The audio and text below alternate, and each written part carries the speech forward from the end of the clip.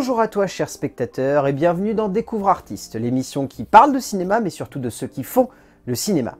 Aujourd'hui on va parler d'un métier qui est extrêmement important et qu'on a souvent tendance malheureusement à remettre un petit peu au second plan. Le métier de directeur de la photographie. Alors dans la tête de beaucoup de gens, c'est juste le mec qui cadre les longs métrages. Mais il y a certains directeurs de la photographie qui ont une telle identité en fait que peu importe le film, le genre, le registre ou le ton qu'il va y avoir autour du long métrage, ils vont être capables de faire transpirer leur identité au travers de ce qu'ils vont mettre en forme, ou en tout cas de ce qu'ils vont filmer. Le directeur de la photo qui m'intéresse aujourd'hui, c'est Bill Pope. Alors Bill Pope, je pense que si je vous dis ce nom comme ça, vous n'allez pas imaginer grand chose. Vous allez peut-être même imaginer un pape, ce que je pourrais comprendre. Alors pendant longtemps, je dois avouer, avant que je me plonge réellement dans le monde des directeurs de la photographie et que je m'intéresse à d'autres directeurs de la photographie que je trouve un peu plus passionnants, Bill Pope, c'était mon maître à penser en termes de direction de la photographie. Parce que Bill Pope, c'est un directeur de la photo américain extrêmement populaire parce qu'il s'est allié notamment à deux réalisatrices de talent, les sœurs Wachowski. Puisque oui, Bill Pope est le directeur de la photo des 3 Matrix, mais pas que. Il a été aussi directeur de la photo de leur premier métrage Bound, et il a continué à les accompagner après, avant de se diriger vers d'autres perspectives. Et si j'aime aussi Bill Pope, c'est parce qu'à côté, vous pouvez compter dans son CV Spider-Man 2, vous pouvez compter Evil Dead 3, et vous pouvez également compter Le Dernier Pub avant la fin du monde, et surtout, le long métrage qui est juste ici, Baby Driver. Bill Pope, c'est un très grand directeur de la photographie, mais surtout, et c'est très particulier dans son genre, pour moi, c'est un très grand directeur de la photographie d'action, ou en tout cas d'action du mouvement. Parce que c'est un cinéaste qui s'est illustré au travers surtout de films d'action qu'il a su extrêmement bien chorégraphier, ou en tout cas qu'il a su particulièrement bien filmer au travers de son travail de directeur de la photographie. Alors, je ne parlerai pas forcément de ses derniers longs métrages qui sont ce qu'ils sont.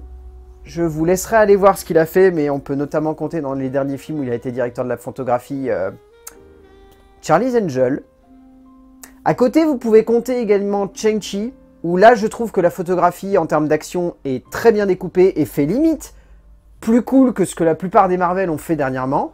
Donc en un sens, j'ai envie de dire, heureusement qu'il était là pour Shang-Chi, parce que je pense que sinon, le film n'aurait pas la gueule qu'il a actuellement, c'est-à-dire une gueule moi que je trouve plus que potable par rapport à tout ce qui a été fait dernièrement chez Marvel.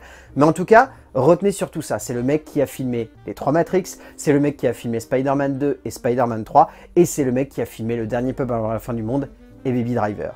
On peut également compter Hot Fuzz, où je trouve que la direction de la photo dans Hot Fuzz, elle est exceptionnelle. Je sais pas comment il a fait pour vraiment se coller avec Edgar Wright et se dire « Vas-y, on refait la même photo que Bad Boys 2, mais dans un pauvre petit village anglais paumé au milieu de nulle part ». Je trouve ça génial comme concept et j'adore l'idée.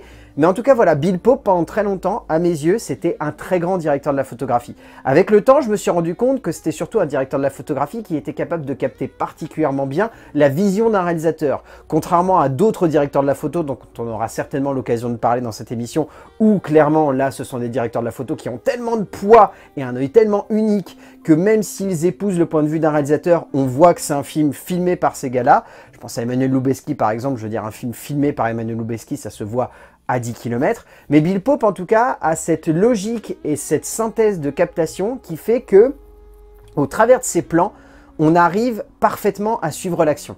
Et Dieu sait qu'au sein du cinéma d'action moderne, c'est un directeur de la photographie vraiment à l'ancienne, parce qu'aujourd'hui, vous prenez les films d'action entre guillemets lambda, la plupart des directeurs de la photo vont suivre un petit peu de manière mécanique ce que leur disent les réalisateurs, et ensuite c'est surtout le monteur qui fait un très très bon travail derrière, ou un très mauvais travail aussi, hein, ça arrive malheureusement. Mais en tout cas, Bill Pope, c'est un de ces directeurs de la photo où, lorsqu'il filme un long métrage d'action, ça se voit, et au-delà de se voir, ça rend le truc mais absolument magique à suivre. Hein. Je veux dire, ces films, ils sont extraordinaires en termes de captation, en termes de photos, enfin, il y a un travail de détail et de précision dans la manière avec laquelle il choisit de filmer les scènes d'action, moi qui à chaque fois m'envoûte. Enfin je veux dire Baby Driver, je l'aime autant parce que c'est un film d'Edgar Wright et parce que c'est créatif et parce qu'il y a cette idée de chorégraphier les scènes d'action comme une comédie musicale, mais ça marche parce que Bill Pope, c'est exactement ce que Edgar Wright attend de lui et du coup il fait des plans, enfin... Moi, j'ai toujours en tête ce plan où vous avez notre personnage, Baby, qui va prendre le sac, prendre la voiture d'une petite vieille, faire un immense dérapage dans le même cadre et redonner son sac à la petite vieille, juste avant de partir.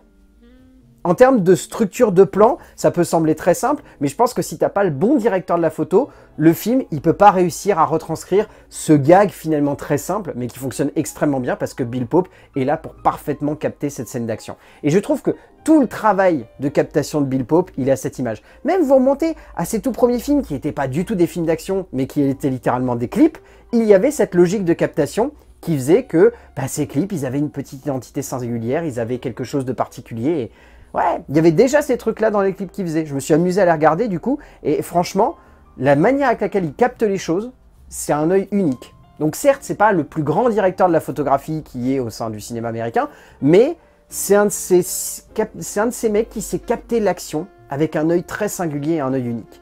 Donc je vous invite, comme d'habitude, à aller découvrir le travail de Bill Pope. Je pense que vous allez vous régaler à voir tous les films dont il s'est occupé, du cadrage et de la direction de la photographie. Enfin, c'est juste fou tout ce qu'il s'est occupé de faire.